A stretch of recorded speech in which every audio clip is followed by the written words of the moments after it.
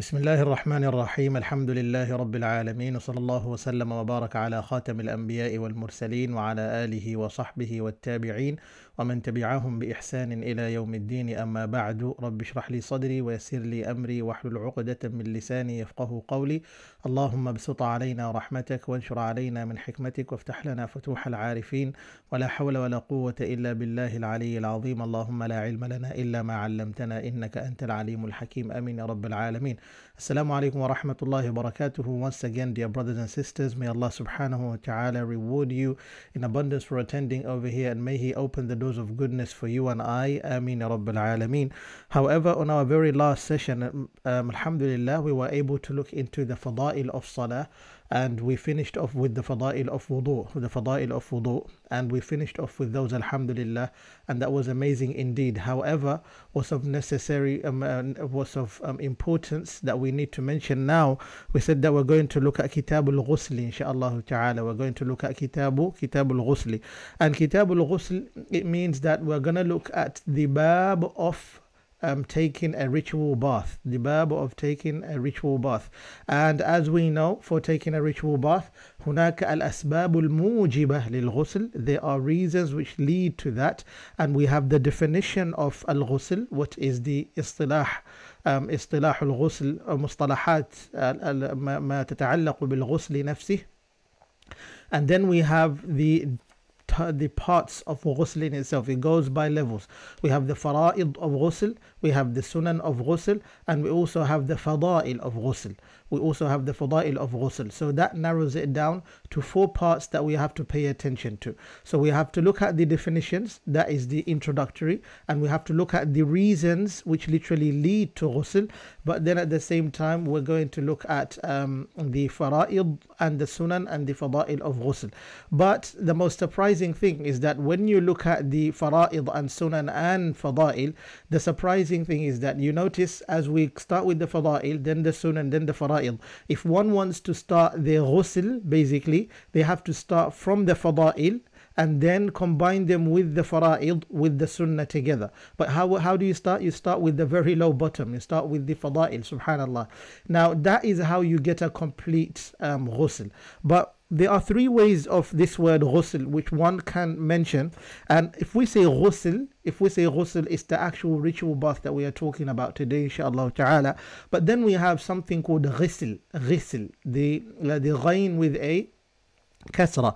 When we say a ghain with a kasra, it is the material used to wash. It can be a utensil, it can be any type of material. But if we carry on, we have ghasl. We have this thing called ghasl. Now if you look at ghasl, you notice that ghasl is washing someone or something else, and washing someone or something else.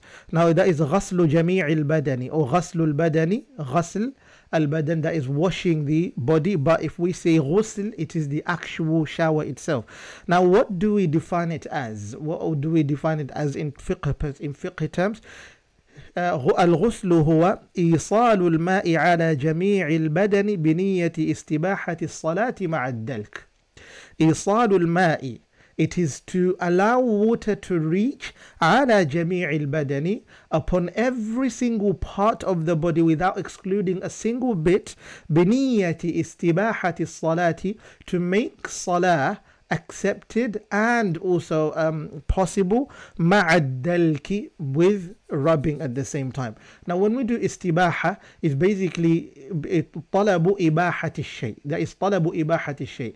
It is to seek to make something permissible. So when you are in a state that requires you to shower, to take a ritual bath, basically you are in a state of major hadath. And we explained earlier that we have 2 types of hadath. We have the minor hadath and we have the major hadath, isn't it? الحدث الأصغر والحدث الأكبر.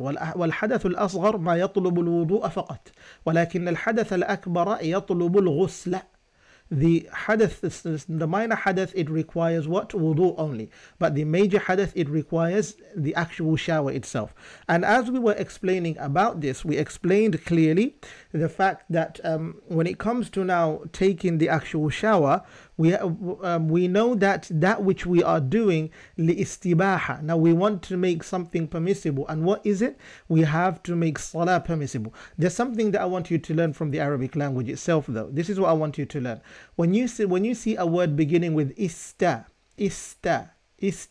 okay, the word ista, and that is if it's going to be in the past tense. For example, istaf'ala, that is the actual scale of the word. And then we have, let's say, istaqama, istabaha, okay. And also we have, let's say, another word, istata'ama. In the Quran, Allah subhanahu wa ta'ala uses it when it comes to Musa alayhi salam. Istata'ama ahlaha. And over here you notice that, subhanallah, as Allah subhanahu wa ta'ala explains it in this fashion, it means that they sought food and provision from the people over there. They sought food and provision from the people over there. That's why they used the word, Allah used the word istata'ama. Allah used the word istata'ama. Now, carrying on, you notice that beyond that, we're looking at how do we do this ghusl. So the first thing that we have to know is that فصل فروض الغسل قصد يحتضر فور عموم الدلك تخليل الشعر. If you look at كتاب العشماوي الرفاعي رحمه الله, you find that he explained that فأما فرائض الغسل فخمسة.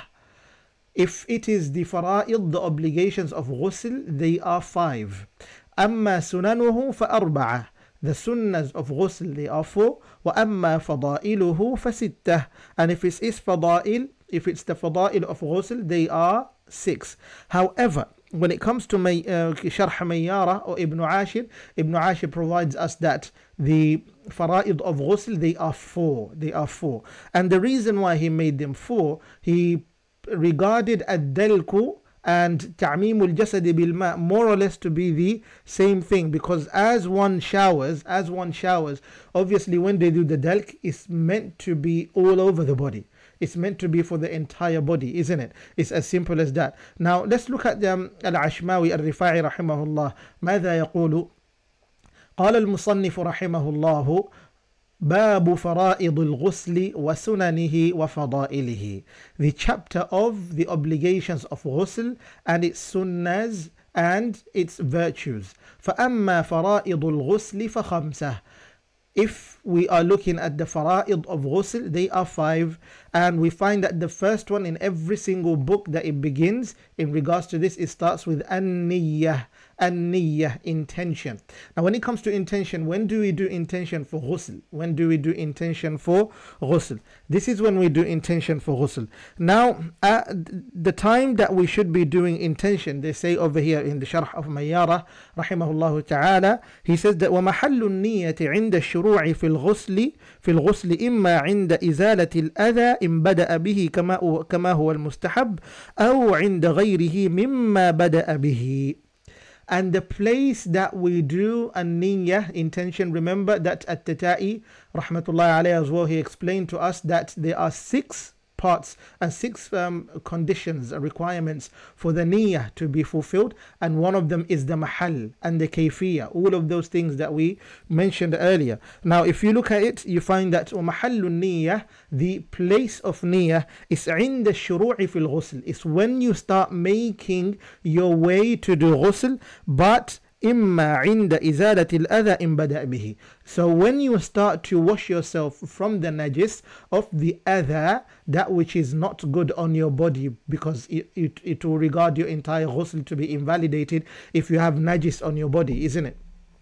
If you have najis on your body, it will make your wudu, your ghusl, to be invalidated, because you have to wash away the najis first. So if you make the intention at the time of the impurity while you're washing away the impurity, then you are fine. That's okay. لكن إن نسيت. How about if you forget? If you've forgotten to do so, remember فإن نوى عند إزالة الأذى فلا يحتاج إلى إعادة غسل ذلك المحل لأن إزالته لا تفتقر لنية وتكفيه غسلة واحدة. How about if that person forgets though? If that person forgets and they remember when? عند الغسل itself or عند غسل جميع البدن أحل ذلك. يحل ذلك ويجوز. That is permissible and it is okay and accepted. Bear that in mind. So what does he say? If this person, if they make intention to do what? To remove the impurity, then that person does not require to wash that place anymore. That person does not require to wash that place anymore. Why? Because لأن إزالته لا تفتقر لنية. Because, and before we even explain this phrase that I just read right now, you notice that then that means if I wash my private parts or the parts where there are najasa, basically impurities, and I didn't wash them with niyyah, does that mean I have to repeat my washing again? لا. This is what he explains. لأن إزالته لا تفتقر لنية. Because the removal of the najis does not require intention. The removal of najis in its nature does not require intention. So you are clear, you're clear there, and you can proceed with your ghusl. So if you remember to do ghusl while you're doing your ghusl, or maybe as you begin your ghusl, which is the actual position, you should not forget to do your ghusl, then you're good. Then you are good, inshaAllah ta'ala. Alhamdulillah, that is easy to explain. That is about an-niyatu bi-idhnillahi al-kareem. And then there's something that I just wanted to mention. He said, وَأَنَّهُ لَا بُدَّ مِن تَقَدُّمِ طَهَارَةِ الْمَحَلِّ عَلَى غَسْلِ رَفْعِ الْحَدَثِ وَعَلَيْهِ فَيُعِيدُ الْإِسْتِنْجَاءَ وَيَنْوِي الْجَنَابَةَ فِي هَذَا الْإِسْتِنْجَاءِ الثَّانِي. Now listen to this.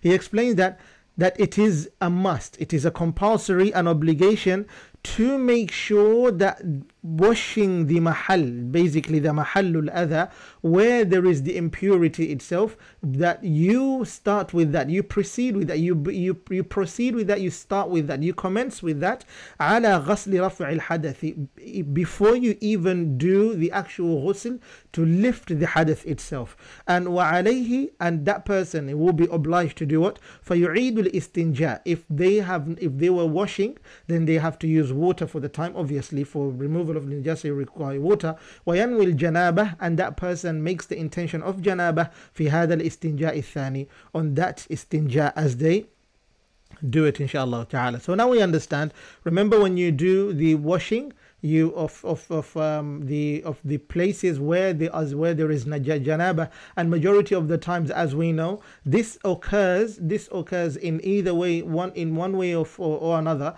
If a man literally has a wet dream, you notice that where does the najasa stay? Is where it surrounds the private part, the front private part. And for the woman, when they are in their hayd or nifas and they are clean from that, now they are cleansed from that, what happens is that is where actually the janaba is expected. And when there is intimacy and in physical engagement between husband and wife, or man and woman, what happens is that the janaba, or maybe the other, which is the najasa, is on the private parts themselves. So that's very clear, inshallah ta'ala.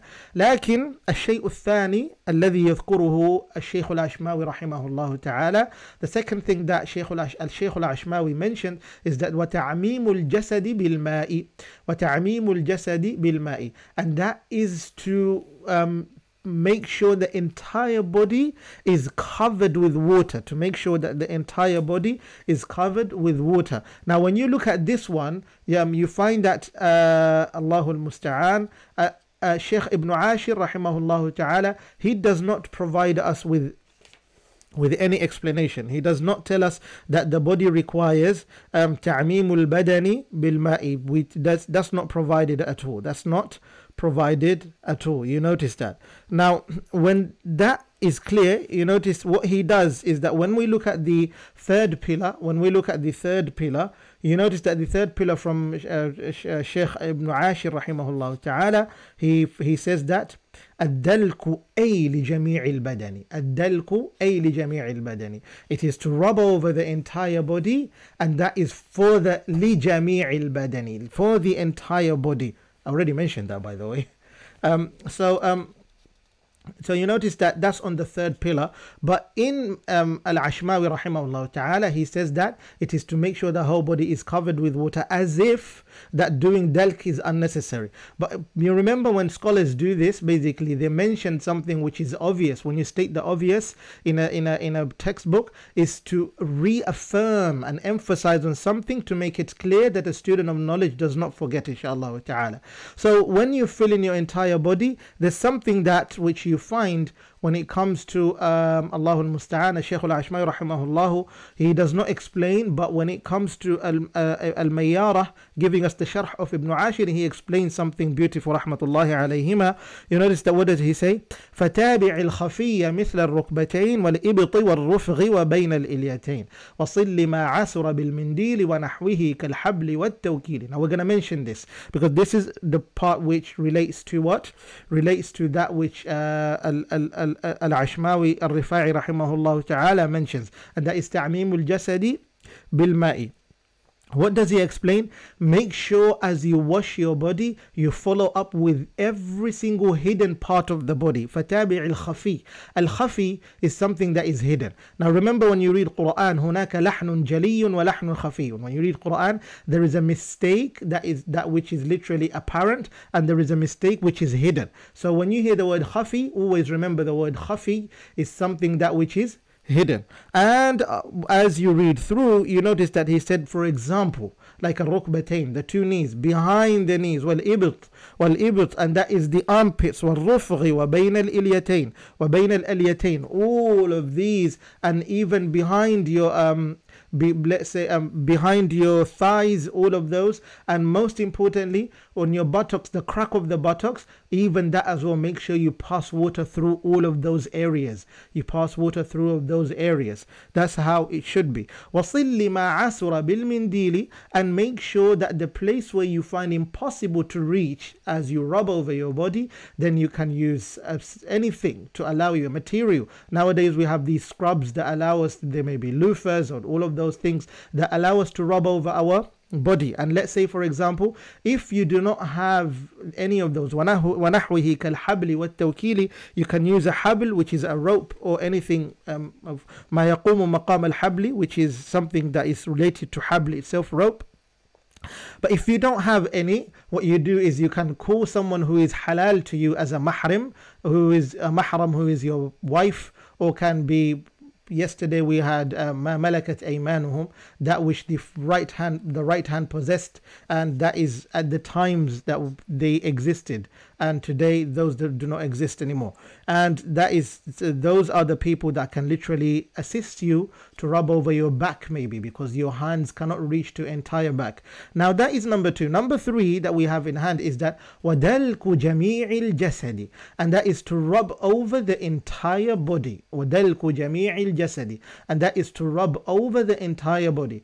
If I soak my entire body in the tub, and then, or maybe the bath, or maybe I go to a beach and then I do a big dive, is that enough? No, it's not enough. Al-Imam Malik rahimahullah ta'ala did not consider a person's wudu no ghusl if that person does not do dalk, because that is what affirms and confirms that you've literally done the entire washing. So when you rub over your body, that is the most important thing. Now when we mention rubbing, as Shaykh al-Ashmawi rahimahullah ta'ala explains to us, something of importance that we need to mention.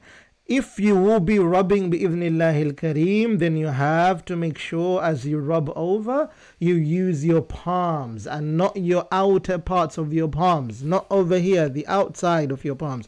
The inside of your palms is what you use. If you use your outside, la. غير مقبول ولا يجوز. It is not accepted and it's not permissible to do so. Remember that it will be what? It will be ma'dooman. It will be regarded as ma'doom. It will be regarded as if it doesn't exist. That's how it works with the Sharia. So you have to be really careful. As you rub over your body, you rub over using your palms. That's what you should be doing. Now that is very clear. And we mentioned that if a place where you cannot rub over, what do you do? أو استناب غيره على ذلك ممن يجوز له مباشرته كالزوجة والأمة. That person literally hands over the responsibility of rubbing the rest of the body where that person cannot reach to a person who is permissible like a wife, or that which was under your possession. All right, that which who was under your possession of a woman. But as you know, today that does not exist. Today that does not exist, alhamdulillah. However, that is very clear at the moment. And places where you know water naturally do not reach, with like behind your knees, you make sure that you rub over all of those areas in your toes, and you mention you do not leave a place bi'idhnillah al-kareem. It's as simple as that, nothing difficult. But then as pillar number 2, which we mentioned the Ad-Dalku as pillar number 3 in Ibn Ashir, Mayyar al-Sharh of Ibn Ashir, but then also the coincidence is that it is pillar number 3 also in the Shaykh al-Ashmawi rahimahullah's text. But if you look at al-Fawru now, in the Ibn Ashir text, that is what? That is number 2, whereas we have it as number 4 at the moment. And as you know, our main text that we are relying on is the text of Al-Ashmawi. Now, Al-Fawru, what does it mean? To be immediate, to be immediate in your washing. وهو الموالاة بحيث يفعل الغسل كله في دفعة واحدة عضوا بعد عضو إلى أن يفرغ. Okay. والتأخير اليسير مغتفر والكثير إن فعله عامدا. وهناك مسائل يجب علينا أن نمر بها. There are مسائل and issues related to this, and we have to go through them as quickly as we can. So you notice that number 4, which we have in front of us, when you are washing, you have to be immediate. You should not give any gaps. You should not give any gaps. Some people, they have this habit as they wash, maybe a phone call comes in, and because it's business, it's money, they can't let go of it. And because they feel that they are pressure to pick it up, maybe for some reason, what they do is they let go of what they're doing and they pick up their phone, and they totally forget themselves that they are in a state of doing what? Cleaning oneself, in a state of cleaning oneself. So one should be careful as they are doing wudu or ghusl. What they do is ignore everything and make sure that you become immediate. لكن the masail are, the issues related to this is that التأخير اليسير مغتفر. If there will be a slight delay in each part of the body limbs that you are washing, then alhamdulillah you are forgiven to that. والتأخير اليسير, very short delays, هذا مغتفر, that is forgiven, and there will be no problem at all. لكن التأخير الكثير or التأخير الطويل, the long type of delays, إن فعله عامدا, if this person does it deliberately and intentionally, غير ناس, this person is not forgetful, لكونه في حالة الغسل, that this person is in a state of doing ghusl, أي غير مضطر لذلك, and he has no harm at all for him to be caused to be in that position, فهو مبطل لما فعل, then that which he has done is void and he has to repeat and start again. يبدأ في البداية هكذا ويبتدئه من أوله, as explained over here. لكن إن فعله ناسيا ثم تذكر ولو بعد طول كمل ما بقي وصح غسله. Okay, what does that mean?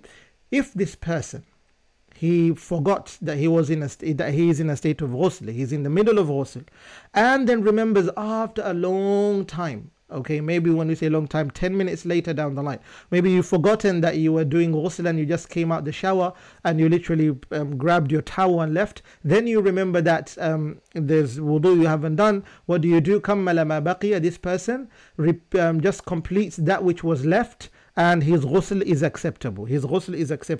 لكن إن فعله عاجزا لفراغ مائه مثلا, if this person does it on purpose, because not on purpose, he does it not deliberately, but he knows because of an underlying issue or reason that is permissible, unavoidable circumstance. Let's say, for example, he doesn't have enough water, his water has come to an end. What does this person do? ثم وجد ما يكمل به غسله من الماء فإن وجد بالقرب كمل وصح ما فعل قبل ذلك وإن لم يجده إلا بعد طول غسله وابتدأه من أوله. Alright, what does that mean? If this person is left with no choice and his water has come to an end, he cannot carry on for a certain reason, what happens is that if he is capable of proceeding at that time, maybe after a little while, then that person's ghusl is still acceptable, so he can just carry on from where he stopped, and no niyyah is required. But if this person takes a long time to even begin again, and you notice that by the time he finds water again, it is too late. The bodily limbs that he washed earlier, they've dried out. What you do is start again with a new niyyah and all afresh. And what do we regard as a long wait and a long delay? وَالطُّولُ هُنَا قَدْرَ مَا تَجِفُّ فِيهِ الْأَعْضَاء الْمُعْتَدِلَةِ فِي الزَّمَانِ الْمُعْتَدِلِ كَالْوُضُوء. And the length that we are explaining over here, that we are trying to look into, or maybe we determine as a long time, is that which is regarded to cause your bodily limbs to be what? To be dry. That which cause your bodily limbs to be dry.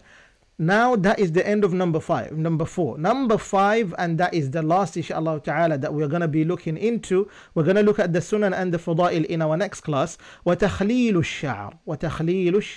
And that is to do what? To make sure that your head is filled with water. When it comes to تَخْلِيلُ الشَّعْرِ, what do we mean? سواء كان كثيفا أو خفيفا. Whether the hair is thick, there's a lot of hair, or maybe there's only a little bit of hair. كان شعر لحية. Even if it's hair for beard, أو رأس, or head, أو غيرهما, or other than that. You have armpit hair, you have pubic hair, you have beyond the bodily hair. كان مضفورا أم لا. If that hair is put together or not. But we have to remember this. وهو كذلك ما لم يكن ضفره مشدودا بحيث لا يدخله الماء. If that person has literally done plaits on their hair, and those plaits, though they're not added with extra strings, let's say for example some people, they put wigs and all of those extensions, as long as there are no extra strings on your head, and you've done plaits, but those plaits are literally not very strong, they're quite light, which will allow water to pass through and go through, then you're fine. This relates to women, and you can see nowadays men as well do that. They do plaits on their hair, or maybe they put their hair as one piece. Remember, in this case what happens is that you have to free your hair if possible. If not, we're going to look at how tight your hair is. If your hair is very tight, then sorry, you're going to have to open your hair because water wouldn't pass through.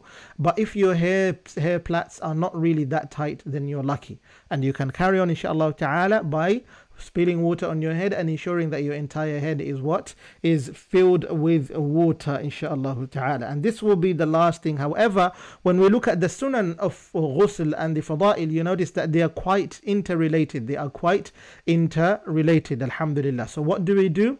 We say that we're going to look at the sunan, which are 4, and the fada'il, which are 6, and how they are interrelated and how they complete our wudu. That's something that we are going to find out in our next class, bi'idhnillahi al-kareem. And I ask Allah subhanahu wa ta'ala to reward you in abundance and ensure that He opens the doors of goodness for you and the rest of those who are attending here. Follow us on our mailing list so you can be updated of new videos, new lessons of this course, and even beyond that. In Mustafa's Academy inshallah ta'ala, we will have new courses and also good things coming out soon. But if you want to be alerted and informed as an early bird, do ensure that you subscribe to our mailing list, and do subscribe to this channel. Put the notification bell on, and Allah subhanahu wa ta'ala shall reward you. And do educate yourself. It's the most important thing. تفقه فإن الفقه أفضل قائد إلى البر والتقوى وأعدل شاهد. Bear that in mind.